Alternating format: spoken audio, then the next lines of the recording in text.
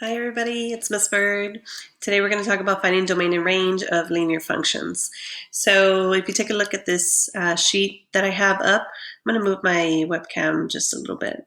Okay, so what we're going to do is we're going to talk about domain and range and what does that mean with linear functions. So the domain is pretty much when you are talking about all the x values of a function, okay? So right here, domain represents the x, okay? It's also known as the independent. Then we have what's called the range. The range is when it's represented by the y. It's usually the output or the dependent, okay? Okay, so for example, the amount of rain. When it rains, they measure how much it rains by the number of inches, and if they compare that in how long it takes or how many hours, then you want to find out which one's domain, which one's range, well, which one's the independent, which one's dependent. So the amount of rain, which is y, depends on the number of hours that it does rain. Okay, it's not the other way around. The number of hours doesn't depend on rain. It's rain. The amount of rain depends on how long it's been raining. So the number of hours is the independent, and the amount of rain is the dependent. That depends on how long it was. Okay, so example 2, it says to find domain and range of a linear function. So domain, again, represents the x values and range represents the y values. So if we look at this example here, it's probably easier if you graph this and then look at it on a graphing calculator. So this y equals 1/2 x plus 1. I'm going to go to decimals.com and graph it, okay? So let me move this right here.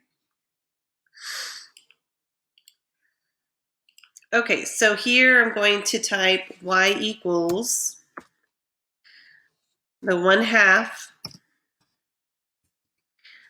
x and then plus 1.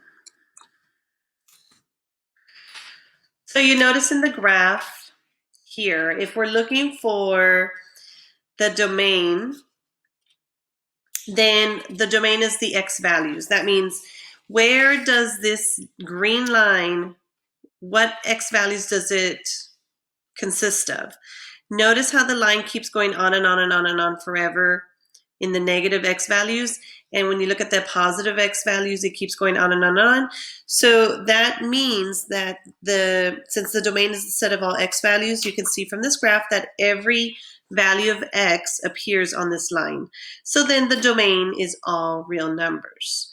So right here, when we're talking about what's the domain, you would say the domain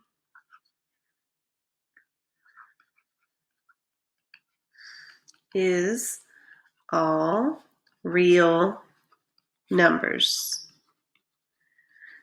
Now the directions also asked us to find the range. Okay, so range are going to be the y values of this graph. So we're going to look here at the y.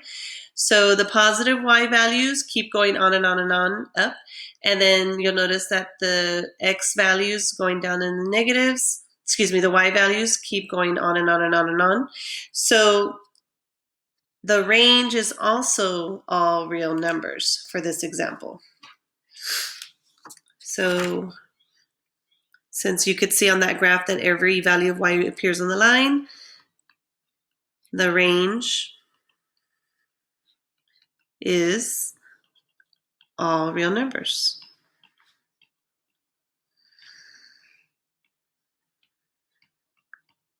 Sorry about my messy handwriting. Let's go ahead and move on.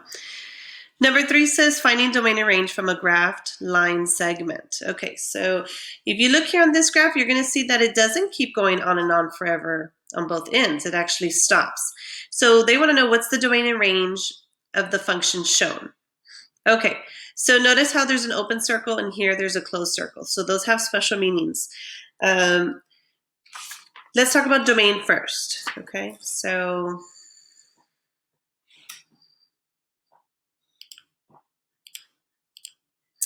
for domain,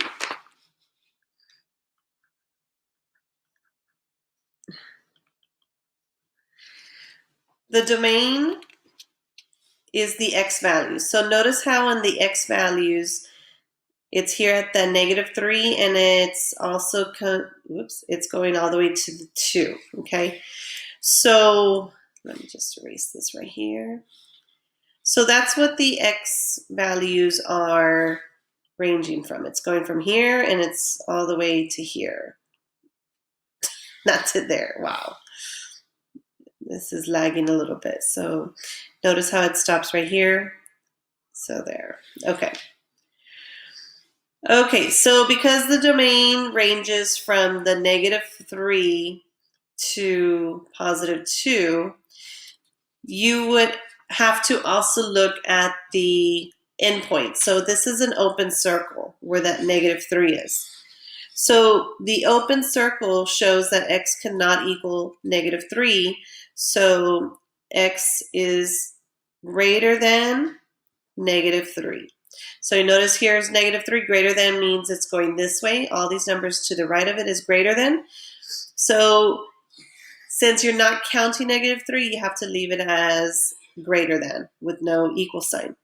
But over here, since the circle is a closed circle, we are counting 2, okay? The closed circle shows that x can equal 2, so x is less than or equal to 2, okay? Now, you can write it this way with both of these answers, or you could have it as, since you're talking about x, and it's a closed circle, sorry, it goes the other way. Because it's a closed circle,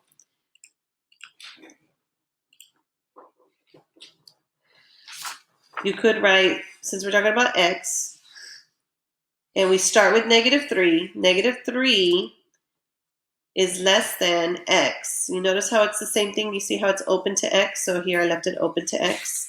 But it's also less than, x is less than or equal to 2, so over here I'm going to write less than or equal to 2. So this right here is the domain. Wow, there we go. Okay, now let's talk about the range.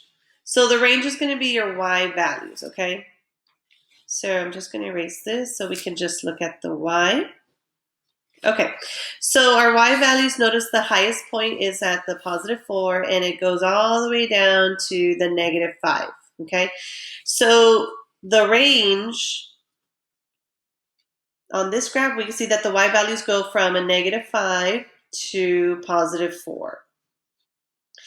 So that means if you look at the circle here, it does not include the 4, and here this closed circle does include the -5.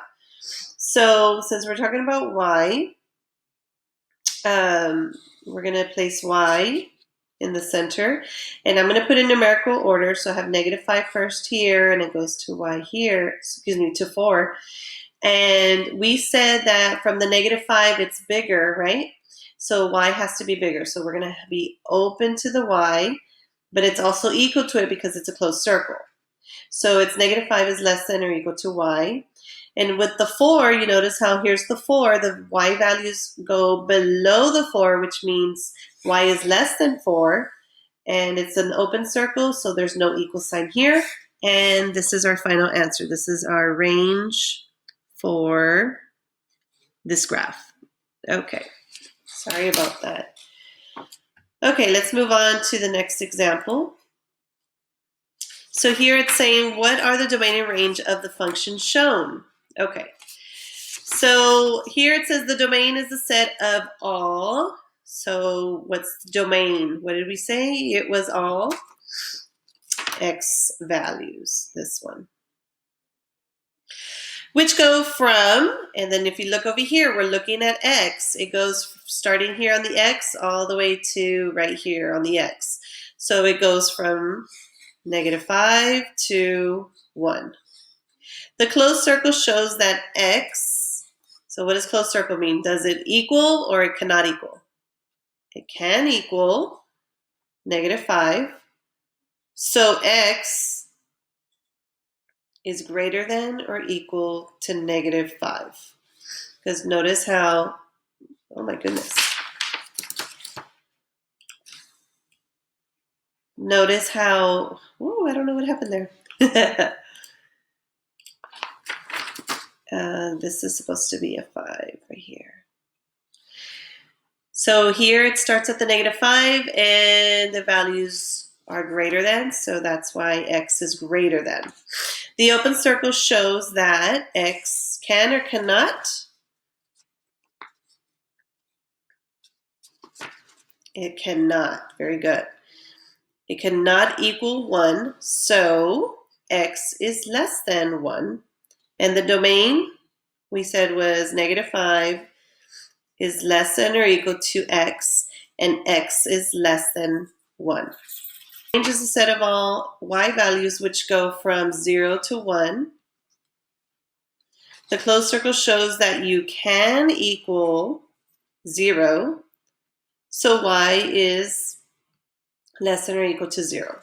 The open circle, circle shows that y cannot equal 1, so y is less than 1. So our range is 0 is less than or equal to y, and y is less than 1. So that's how you would write that answer. Sometimes you'll see your answer choices looking like this. This is called a set notation. The domain in this example is from, it says -3 is less than x, and x is less than or equal to 2. So you could write it like this, and right here in front, you could have x and then this little bar here. And x, the way you would pronounce this is you would say all values of x for which -3 is less than x and x is less than or equal to 2. So that's how you would say that out loud when you read this, the set notation. On example 4, this is an example of a discrete graph. This is when you have points that are separated. It's not a full line segment or a line. And so when your points are separated, that is called a discrete graph. That is when you have examples like here. It says a potter spends $25 to make 10 bowls. The graph shows the profit, y, when X items are sold. What are the domain and range? Here, when this person goes to buy some bowls, he cannot go and say, I want to buy half a bowl. It has to be the whole bowl. So because you cannot buy half of it or a third or a fourth, you have to buy the whole thing. That's discrete. I mean, it's each one is separate. He can either buy 0 if he chooses. He could buy 1, he could buy 2, he could buy 3, but he cannot buy half of it or in between. So here in this example, you want to know what's the domain. So domain is going to be your X value. So you're going to see what's the very first point, and you notice here on the X axis, it starts at 0, and then the next point jumps to 1 on the X axis. So here matches 0, and then you have the 1, and then 2, and it goes all the way to 10. So then you would write your domain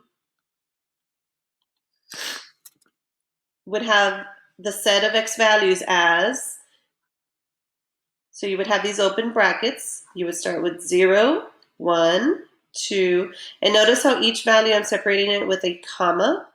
That's to show that each one is discrete. 5, 6, 7, 8, 9, and 10. And then at the end, we're going to close it with the closed brackets. The range, we're going to look at the range, which is your y-axis, your y values. The set of y values in this example start down here at -25, and then the next value jumps to -20, and then -15. So those are the set of y values all the way to the furthest one, which is up to 25. So here we would say the range, and then you have your open brackets. We have -25, -20, -15, -10, -5, 0, 5, 10, 15, 20, and 25. In brackets. Okay, so that would be an example of a discrete graph if you have any questions like that. Okay, so that's it. I hope you guys have a wonderful day. That's it for domain and range. Thank you. Bye-bye.